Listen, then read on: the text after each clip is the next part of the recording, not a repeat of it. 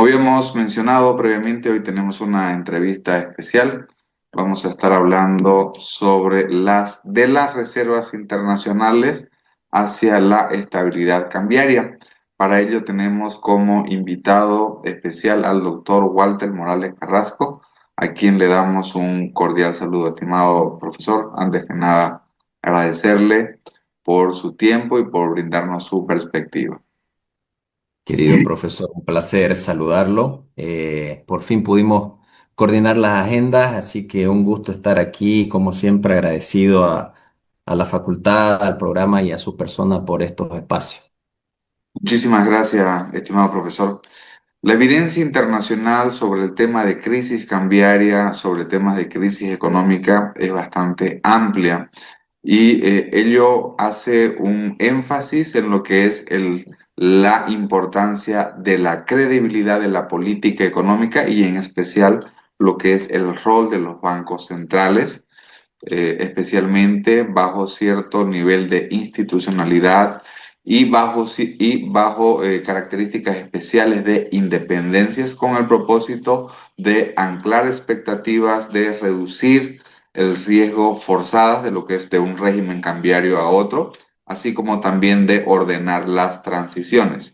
En este episodio vamos a estar abordando qué es lo que ha pasado, qué está pasando en la economía boliviana y sobre todo qué se puede hacer hoy, fundamentalmente en lo que es la situación de las reservas internacionales que son administradas por el Banco Central de Bolivia. Y una pregunta fundamental: ¿por qué la independencia del Banco Central es un pilar para poder recuperar la estabilidad y cómo se puede lograr dicha estabilidad de divisas en el país? Vamos a comenzar nuestra entrevista del día de hoy con el doctor Walter Morales, exdirector del Banco Central de Bolivia, a quien le vamos a preguntar básicamente en el contexto actual de lo que son las reservas internacionales. Hoy aproximadamente están alrededor de los 3.500 millones de dólares. Si recordamos, a finales del 2024 estaban como 2.900 millones de dólares.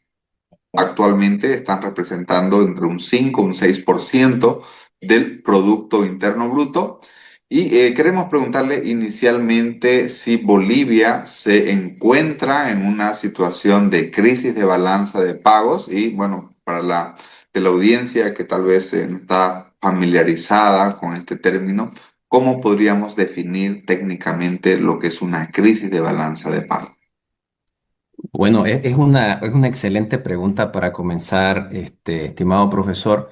Podemos decir que desde la teoría macroeconómica, los manuales del Fondo Monetario, una crisis de balanza de pagos la definiríamos como un episodio de una pérdida ya sea abrupta o sostenida de reservas internacionales que impida mantener un tipo de cambio o atender obligaciones externas sin medidas correctivas. Esto quiere decir sin una devaluación, control de capitales o financiamiento externo, digamos, emergente precisamente de esos problemas. En términos operativos, podríamos decir que existen tres indicadores clásicos, digamos, ¿no? El primero sería una caída persistente de las reservas internacionales, más allá de niveles prudenciales, que esto sería más o menos menores a 3 meses de importaciones o, digamos, menos de 100% de la deuda externa de corto plazo.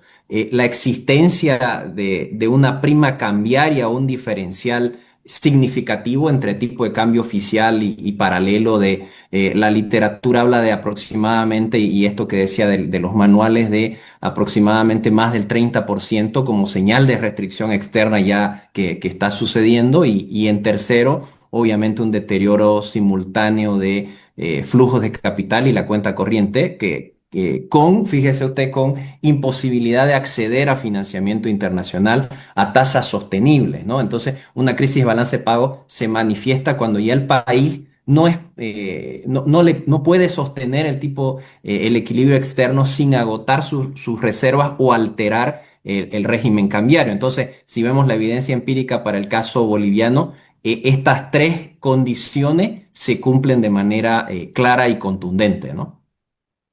Perfecto, estimado profesor. Usted nos ha hecho una definición de lo que es una crisis de balance de pago, esas tres características y que Bolivia lamentablemente las cumple.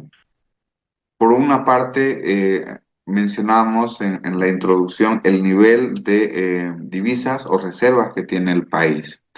¿Existe alguna métrica en el cual nos pueda señalar, por ejemplo, cuál debería ser el tamaño óptimo de las reservas internacionales en función, por ejemplo, de lo que es la actividad económica, el tamaño de la economía?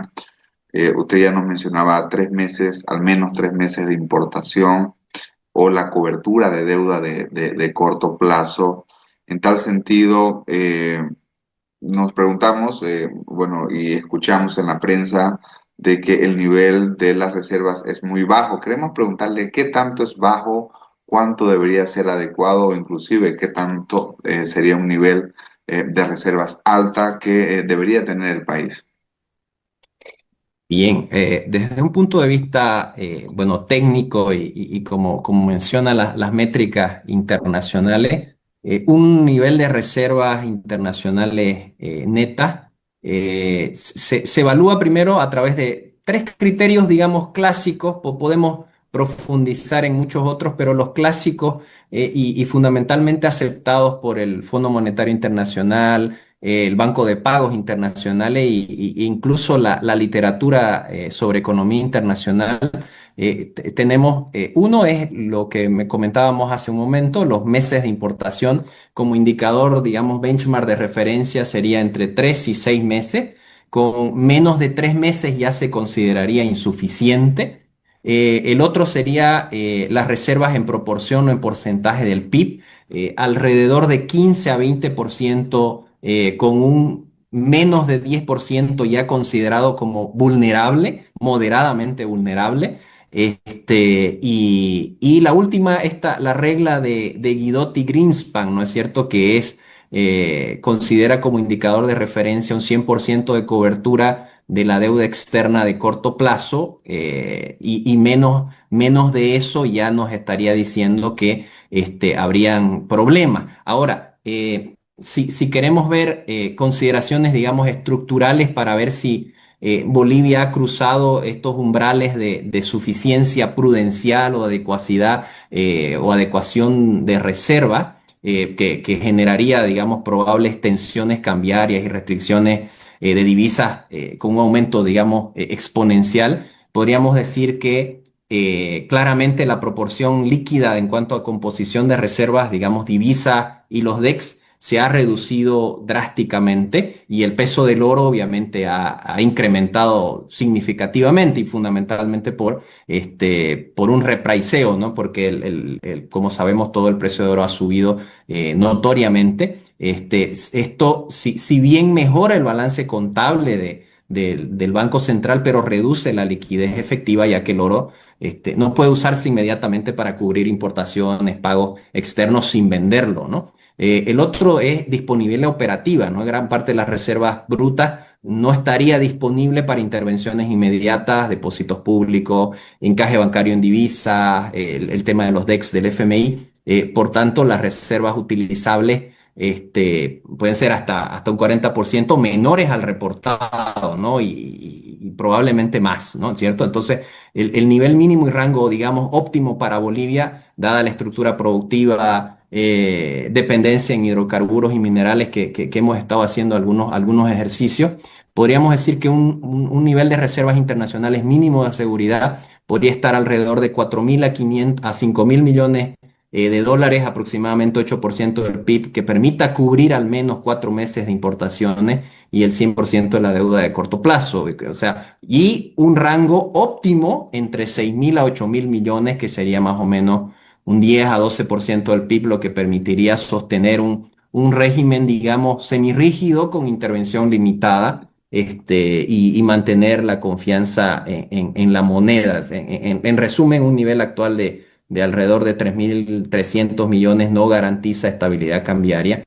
menos genera margen de maniobra para enfrentar shocks externos o una mayor salida de capitales, ¿no? Interesante, profesor. Entonces estamos lejos de un nivel de seguridad. Y aquí yo quiero mencionarle que tal vez el monto de la Reserva Internacional per se puede ser un poco mentiroso. Bueno, esta pregunta queremos hacerle la pregunta, porque ¿qué sucede si mis reservas están 95% en oro, que era lo que usted mencionaba? ¿Y cómo podemos interpretar estos 3 meses de reserva que usted no, al menos que se deben cubrir? No es lo mismo que yo tenga, que todas mis reservas, un 95-90% sean oro, por ejemplo, entonces, y cumpla esos 3 meses de reserva, o la otra es de que tal vez lo que tenga en efectivo, por ejemplo, en divisas líquidas, no me alcance ni siquiera para cubrir, no sé, 2 semanas o un mes de importaciones. Ahí podría haber también el análisis podría distorsionarse. En ese sentido, queremos mencionarles ya el portafolio porque las reservas internacionales está compuesto por varios tipos de activos externos. ¿Qué proporción tendría que mantenerse como una liquidez de precaución, por ejemplo, divisas líquidas o derechos especiales de giro? ¿Qué otra proporción debería contemplarse en oro? No sé, si nos vamos a otros bancos centrales de la región, es normal que más del 90% de sus reservas internacionales estén en oro. ¿Cuál debería ser esta estructura de portafolio de las reservas internacionales? Bien, es una excelente precisión que permite complementar lo que estábamos conversando. Digamos que Bolivia ahorita enfrenta un trade-off bien exigente, porque usualmente para la disposición de reservas, la estrategia, digamos, de gestión de la reserva, hay un tema de costo-oportunidad, ¿no es cierto? El costo-oportunidad de mantener activos inmovilizados con un rendimiento bajo versus utilizarlos en otras cosas en términos de país, ¿no? Entonces, ese trade-off es más exigente por el bajo nivel de reservas que existen hoy, como mencionábamos, en realidad son 3.275 millones de dólares, de los cuales divisas solo son 103 millones, de acuerdo al último reporte del Central que se publicó en octubre. El tramo de reservas y derechos especiales de giro son 59 y en oro tenemos 3.114 millones, ¿no es cierto? Que, como bien mencionábamos, esa liquidez es muy complicada, no, es muy complicado hacerlo líquido, ¿no? Puede tener costos de transacción también. Entonces, ahí lo que nos dice los estándares internacionales, sobre todo los manejos que hace como sugerencia el Banco de Pagos Internacionales, a través de la evidencia, la experiencia, ¿no es cierto? Y la literatura tendríamos tres elementos, digamos, importantes ahí a considerar, ¿no? Un nivel de liquidez, precaución, que sería de las divisas y los DEX, que, dadas las condiciones actuales, ¿no es cierto?, debería representar al menos el 60-70% de las reservas internacionales por el tema de credibilidad, y esta discordancia que existe hoy entre la política fiscal y la política monetaria, que ha sido más acomodaticia hacia una dominancia fiscal. Entonces, eso para destinarla a cubrir importaciones esenciales, intervenir en el mercado de divisas, cumplir con obligaciones con organismos multilaterales, deuda, etcétera. Dos, los activos menos líquidos, oro, inversiones de largo plazo, digamos, idealmente entre el 25-35% del total, y por lo que su liquidez es limitada y bueno, los derechos especiales de giro finalmente, que los podríamos poner en un escenario ideal como tercer lugar, que es un componente semilíquido, digamos, útiles para ciertas cosas con el FMI, swap multilaterales, ahí hemos visto el caso de Argentina en algún elemento. Y eso nos permitiría, digamos, considerar, ¿no es cierto? Entonces, la recomendación estratégica es tener una liquidez mínima recomendada, entre 60 y 70%, y oro inversiones a largo plazo entre 30% aproximadamente, pero con revisión semestral del portafolio, ¿no? Bajo criterios de value at risk, ¿no es cierto? Cómo se comporta en estrés técnico cambiario, para que la composición óptima garantice una capacidad de respuesta inmediata y sea también un elemento señalizador hacia el mercado, ¿no? Perfecto, profesor. Un poquito yendo para atrás de cuáles son las causas que han originado esta crisis o esta situación de bajo nivel de reservas en el país. Estos son crisis externas, son crisis originadas en algún sector, en el gobierno. Y por otra parte, sí, actualmente estamos ante un problema de que es un problema de existencia de la cantidad per se de reservas o es un flujo o es un problema de flujo. Hablamos, por ejemplo, del ingreso neto de divisas, yendo al origen de la fuente y la situación actual del bajo nivel de reservas en el país. Sí, esa es una importante acotación que hay que hacer. Yo planteaba en una presentación anterior justamente ese elemento de que tengamos cuidado de no concentrarnos, digamos, como que el problema fueran las reservas internacionales y la reconstitución o la estrategia de reservas. Digamos, ese es un elemento posterior. El problema principal no es un problema de stock, es un problema principalmente de flujo que se manifiesta como una escasez de existencia, digámoslo así, ¿no es cierto? Desde el punto de vista empírico, digamos, ¿no? El resultado comercial que se ha deteriorado estructuralmente, estaba bien hasta 2014, se revirtió y hoy la balanza comercial es deficitaria. Exportaciones de hidrocarburos que caen más del 40% en la última década, las importaciones de combustible crecen, la inversión extranjera directa cae por debajo del 1% del PIB, digamos, cuando anteriormente promediaba entre el 5 al 10%. El país no ha tenido acceso a financiamiento externo por el riesgo elevado. Las remesas familiares tienen un monto, pero no son, son insuficientes, ¿no es cierto? Entonces, si el problema fuera stocks, con reforzar las reservas, automáticamente gestionamos el problema, pero si el problema es de flujo, la solución debe ser estructural, sostenida en el tiempo, requiere políticas que restauren el ingreso de neto de divisas como reactivar exportaciones, atraer FDI o inversión extranjera directa, el tema de revisar el esquema de subsidio e importación de combustible, normalizar el mercado cambiario. O sea, en términos macro, la sostenibilidad del régimen cambiario depende de los flujos, no del saldo contable del Banco Central. Por eso eso es relevante para el diseño de política que debe enfocarse en mecanismos de regeneración de divisas, no solo en administrar la escasez, ¿no? Muy bien, profesor. Y la pregunta fundamental es, ¿qué hacer hacia adelante? ¿Qué se debe hacer para poder revertir fundamentalmente este problema de flujo que se ha convertido en un problema de stock?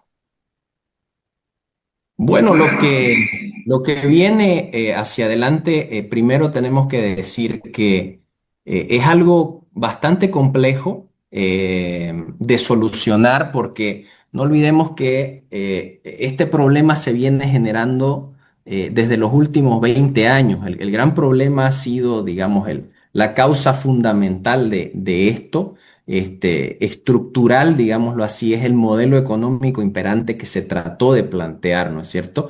Un modelo con un Estado gigantesco, desproporcionado, torpe, que ha generado una serie de distorsiones, incluyendo la afectación de la institucionalidad, ¿no es cierto? La credibilidad. Entonces, la situación a la que hemos llegado hoy, en el cual estamos en un escenario de estanflación e inclusive claramente ya una recesión, requiere soluciones de fondo estructurales, pero también el entendimiento del ciudadano, de la sociedad, de los agentes económicos, de que la solución no va a llegar de la noche a la mañana y que hay que hacerlo a través de diferentes medidas. Yo siempre digo, la política económica, yo digo en las clases, se debe gestionar más aún en momentos de crisis a través de esquemas paralelos de desarrollo, digámoslo así, ¿no es cierto?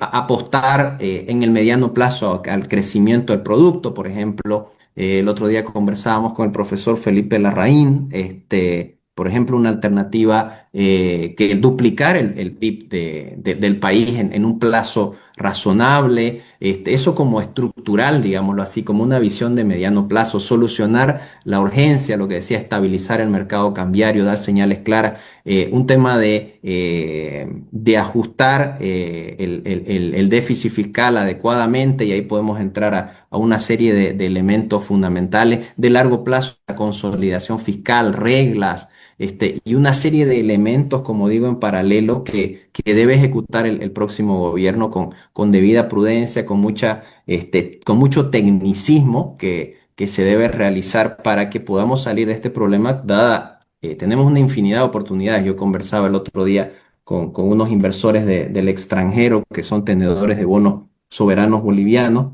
y si las cosas se hacen bien, este país tiene un montón de oportunidades, hacia adelante, ¿no? Y profesor, usted mencionó, tengo dentro de mis apuntes lo que nos ha mencionado, caídas de exportaciones y mencionó el 2014. Antes del 2014, los niveles de producción, precios, tenían en temas de hidrocarburos, por ejemplo, exportaciones alrededor de los 6.500 millones de dólares. Después del 2014, y si nos remontamos a los últimos años, tenemos hidrocarburos con exportaciones de 2.200, 2.500 millones de dólares, una pérdida de 4.000 millones de dólares. Este sector es bastante crítico para la economía boliviana y bueno, y el gasto público nunca se fue para abajo, ¿no? Cayeron los ingresos, las exportaciones y el gasto público siguió. ¿Qué mecanismo usted cree que se pueda dar sobre o tomar sobre este sector? ¿O debe, por ejemplo, salir de ese esquema de los recursos naturales, diversificar la economía? ¿Cuáles son sus perspectivas para poder dar una alternativa a este sector, sobre todo, ¿no? Sí, a ver, si vemos los ingresos fiscales por hidrocarburos, claramente ha sido brutal la caída, ¿no? Hace poco más de 10 años, 2012, 2013, teníamos ingresos, un porcentaje de 12,8 que eran los ingresos por hidrocarburos del PIB, y ahora no llegamos ni al 3%, ¿no? Y así decreciente.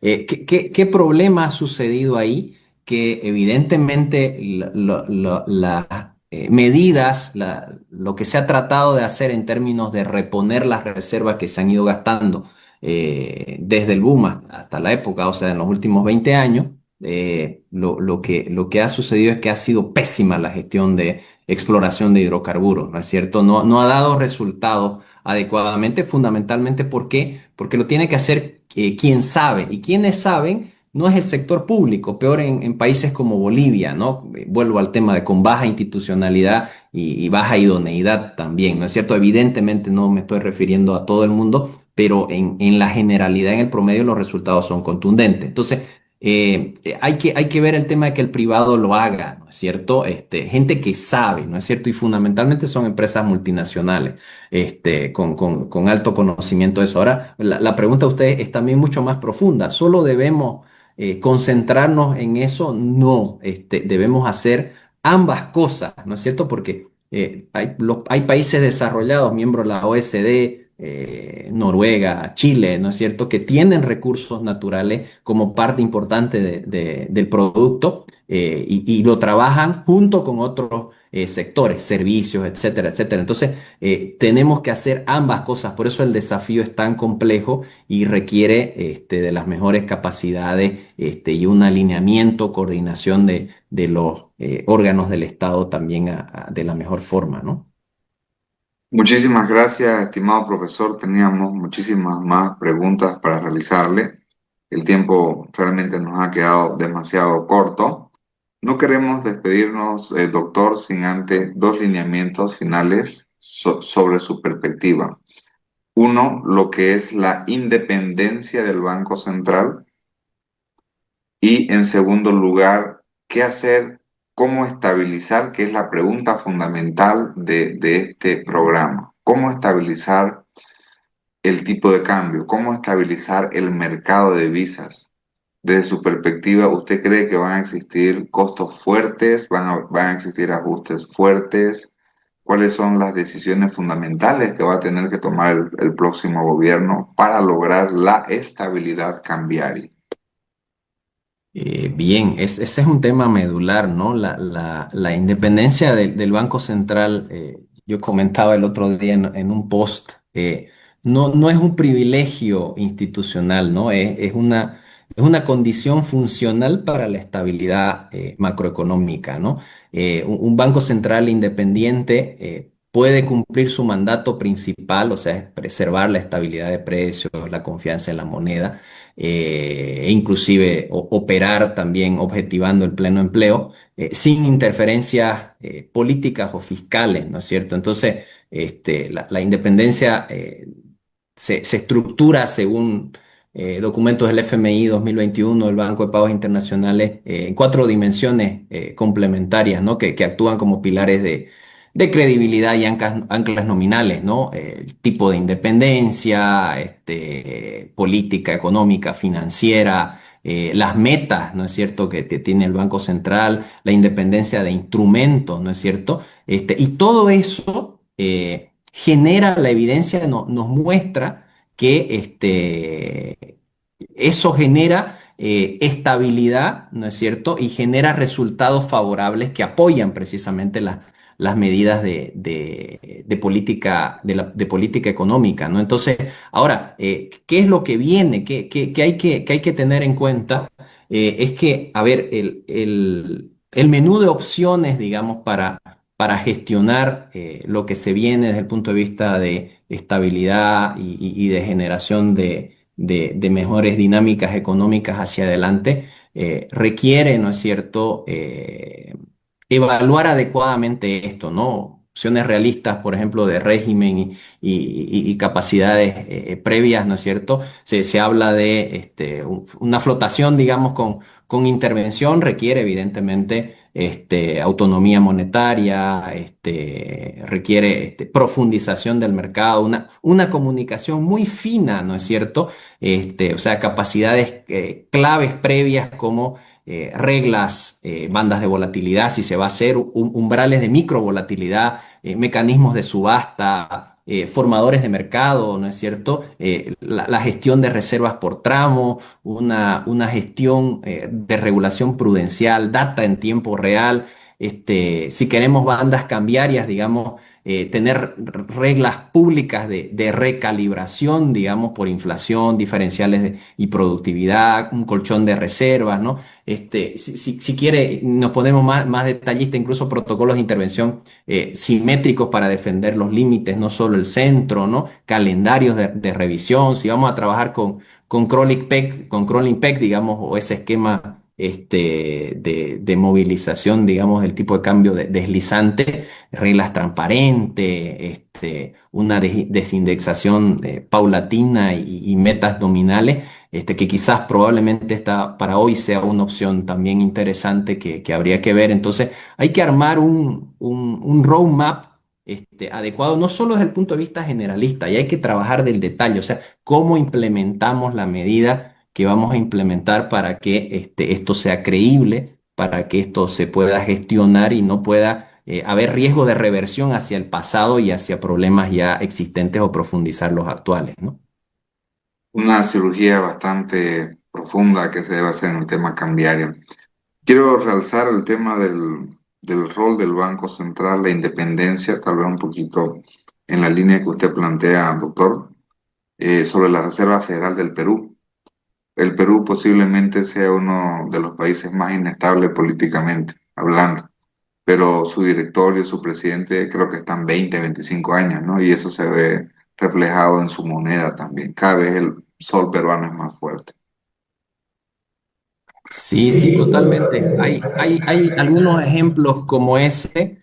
E inclusive, si querés, podríamos también trabajar y detallar un poco sobre eso porque no necesariamente puede ser sano, digamos, tener tanto tiempo las mismas autoridades, pero aquí claramente, como planteas, la evidencia nos muestra que en este caso de continuidad y estabilidad genera resultados favorables. Fíjate, en el caso boliviano, chileno, está establecido en la normativa, en la arquitectura legal, la designación de autoridades a través de instrumentos coordinados entre el Ejecutivo y el Legislativo, ¿no es cierto? E inclusive la sucesión, digamos, de cargos de manera escalonada. Todo esto es pues institucionalidad, ¿no es cierto? Que se construye con el tiempo y genera lo que conocemos como veto players, ¿no es cierto? Que hace que ante cualquier amenaza a esa institucionalidad ya exista conciencia en la sociedad civil, inclusive en los políticos, para tener disuasivos y no vulnerar las instituciones y eso precautele la estabilidad económica y genere señales hacia el bienestar, digamos, en el largo plazo, ¿no? Muy agradecido, estimado doctor, y nuevamente hacemos una invitación para que continúe eh, con nosotros analizando temas de la economía boliviana, de la economía internacional, y está abierta esa invitación, estimado doctor. Un Un placer, placer. querido profesor.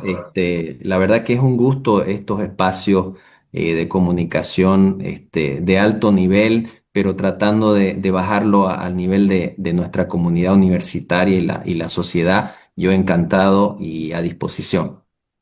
Muchas gracias, doctor. Esta fue nuestra entrevista principal conversando con el doctor Walter Morales Carrasco sobre las reservas internacionales y sobre el tema de la estabilidad cambiaria que necesita nuestro país.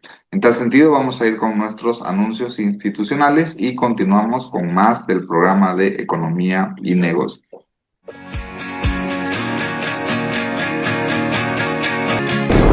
En nuestra sesión del día de hoy estuvimos abordando la temática de las reservas internacionales a la estabilidad cambiaria y por varios indicadores, como ser, por ejemplo, que el nivel de divisas que tiene el país no alcanza ni siquiera para un mes de importación.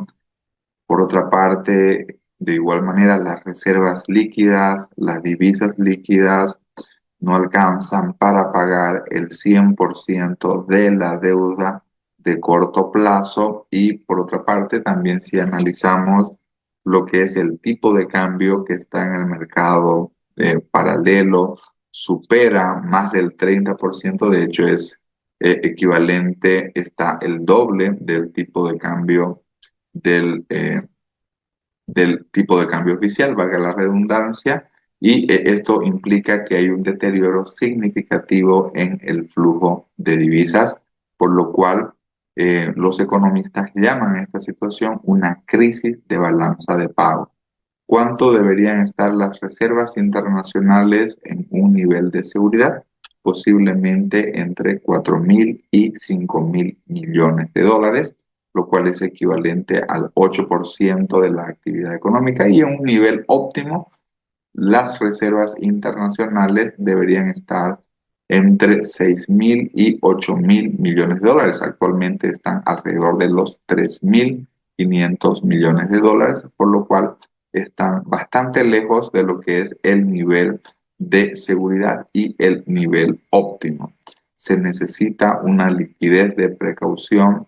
Las reservas internacionales deberían estar constituidas entre un 60 y 70% en divisas líquidas y el 30% restante podría estar invertido en oro y otras inversiones de seguridad.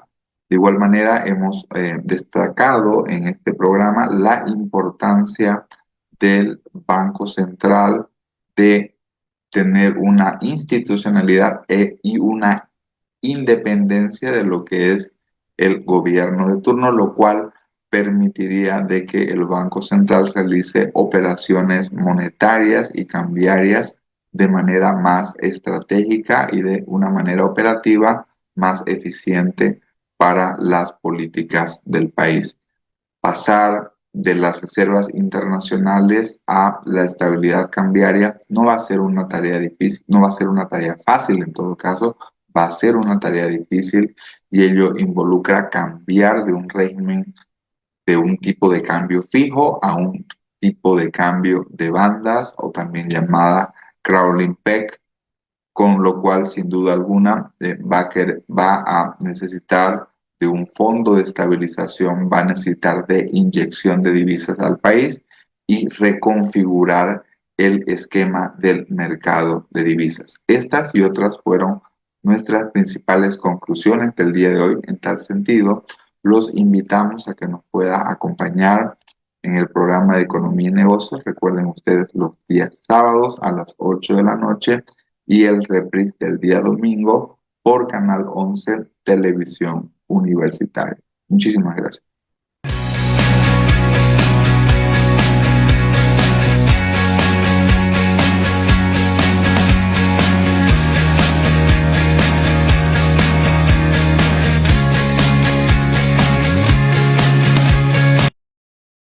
13ª Expo Ciencia 2025. Ciencia e innovación al servicio del desarrollo.